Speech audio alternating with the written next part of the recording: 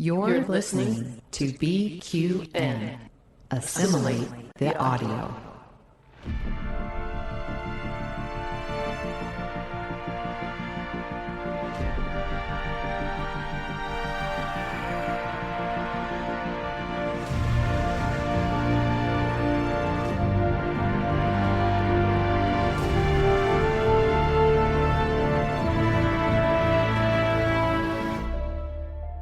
Good morning, I'm Chrissie De Clerck-Szilagyi.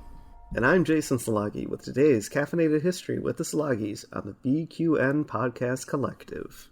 Before we jump into our topic for the day, we'd like to take a moment to thank our BQN Patreon patrons who make our show possible. Listeners, you can hear your name listed here as an associate producer with a monthly subscription of just $10 at patreon.com/BQN.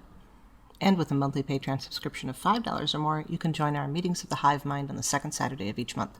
Watch your Patreon messages for details. Today's topic is Robert Oppenheimer, Part 2, After the Manhattan Project. Robert Oppenheimer's life became defined by the atomic bomb. His work in creating it, his unavoidable complicity in its use, and the work he did in hopes of assuring such weapons would never be used again. It was a mixed legacy, and one with which he struggled. Throughout his work during the war, he advocated for the sharing of information with the Allies, including the Soviet Union. The U.S. government was not prepared to do this. They anticipated a war with the USSR after the Axis powers had been defeated, and wanted the power of the atomic bomb as leverage. Oppenheimer was not unusual in his belief that the knowledge should be shared, in part because it was so potentially devastating. He had believed, like many, that the use of the atomic bomb would have the effect of ending war, not creating an arms race for bigger and better ways to kill each other, and a decades-long Cold War manifesting from the sure knowledge of mutually assured destruction. In the post-war era, however, there was no room for the idea of not using this very particular advantage. Those who saw power in negotiation and agreements were deemed suspicious, and those who, like Dr. Oppenheimer, had shown a sympathy with communism were deemed an especial problem. After the war, Oppenheimer returned to his teaching position at Caltech, but didn't enjoy it as he had. In 1947, he was offered the directorship of the Institute for Advanced Study in Princeton, New Jersey, by Lewis Strauss. Note, though this is the same city, it is not affiliated with Princeton University. Here, he was able to return to his pre-war work in quantum physics. He also opened membership in the Institute to scholars in the humanities, hoping to create networks between the sciences and the humanities. In the same year, he was also appointed chairman of the General Advisory Committee of the Atomic Energy Commission. The AAC was a civilian agency that oversaw nuclear research for both weapons and other uses. Oppenheimer used his position to argue for international arms control. After the successful nuclear test by the USSR in August of 1949, the U.S. government wanted to both stockpile nuclear weapons for potential future use, as well as expand research on a hydrogen-based fusion bomb called the Super. This was something Edward Teller had researched at Los Alamos, but Oppenheimer felt at the time it was not worth pulling people and material away from the work on the fission-based bomb, for which there was already a workable design. Oppenheimer led the GAC in their recommendation against further development of the Super, a position which many of the members of the AEC agreed, but President Truman was already in the arms race mindset and so authorized the research on and creation of a hydrogen bomb in January of 1950. When Oppenheimer's term at the AEC was up in 1952, Truman declined to reappoint him, as well as a few others who had been opposed to the Super.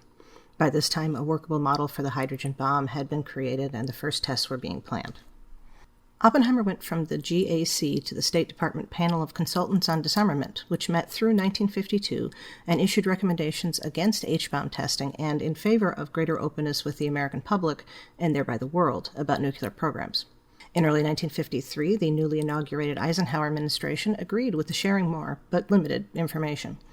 It seemed more people began to agree with Oppenheimer's opinion about nuclear weapons, and this was a concern to the military and the AEC. They took the opportunity of his security clearance renewal to remove him from this position of influence. He had always been careful about his interest and involvement in anything that could be associated with the Communist Party. He made a point of not joining the CPUSA in the 1930s when many of his friends and colleagues, and even his brother, did so. Whether this was due to a genuine desire on his part not to associate with any party in particular, as he claimed, or because he was aware of the potential problems for himself and his work, we cannot know. What can be said for sure is that by the time he was brought on to the Manhattan Project, he had dissociated himself even from those things that were believed to be communist-adjacent, like unionization efforts. He did not cut the people from his life who remained in the party or who had been in the party. This is a group that includes his brother and his wife. He understood that in order to maintain a reputation as not a communist, he was expected to report on those whom he knew were. During the war, there was concern about potential spies at Los Alamos, a concern which Oppenheimer shared despite his belief in information sharing. After finally getting his security clearance in July of 1943, he volunteered that he was aware that some members of the staff at Los Alamos had been approached about leaking information to the Soviets, but he did not want to reveal names. This was because he was the one approached, and it was by a good friend and colleague, Hakan Chevalier. Instead, he claimed that George Eltonton, a physicist at Stanford, had asked the men about the potential and been rebuffed, and that was all he knew. Chevalier later testified that he had been informing Oppenheimer about the potential for such spying, not suggesting that Oppenheimer himself pass information, or that Chevalier had any means to get it to anyone.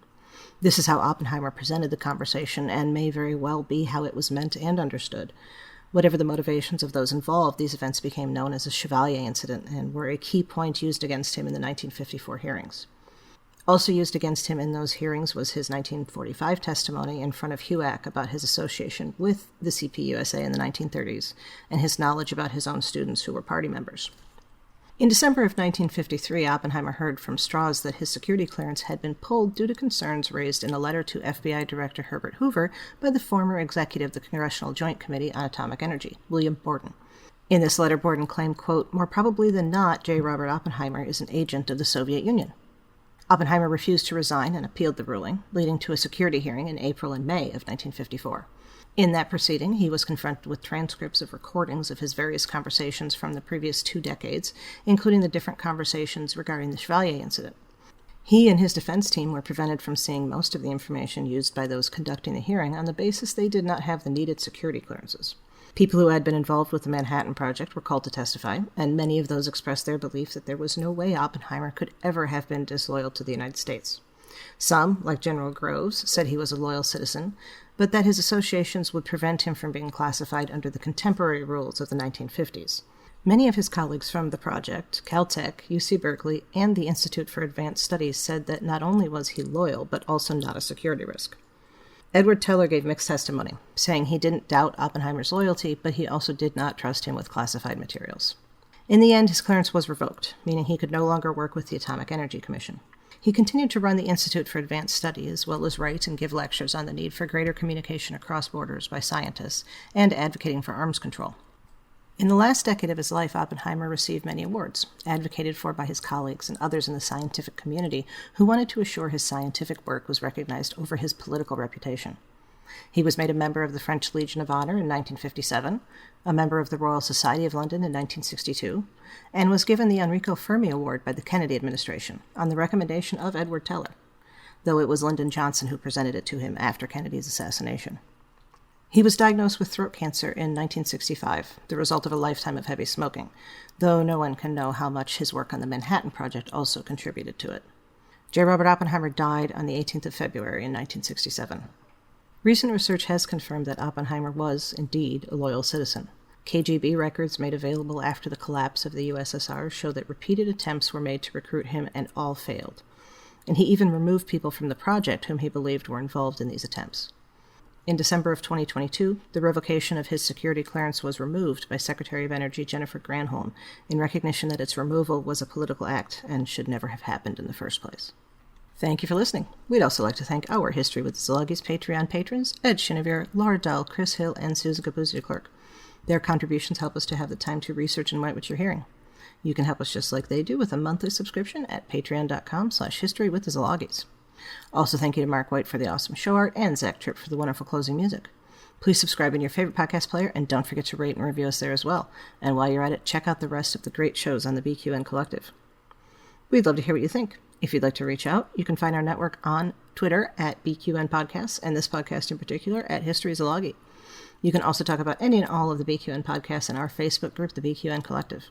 And last but not least, you can find me on Twitter at the Goddess Livia. That's TheGoddessLivia. And me at Jason Dark Elf.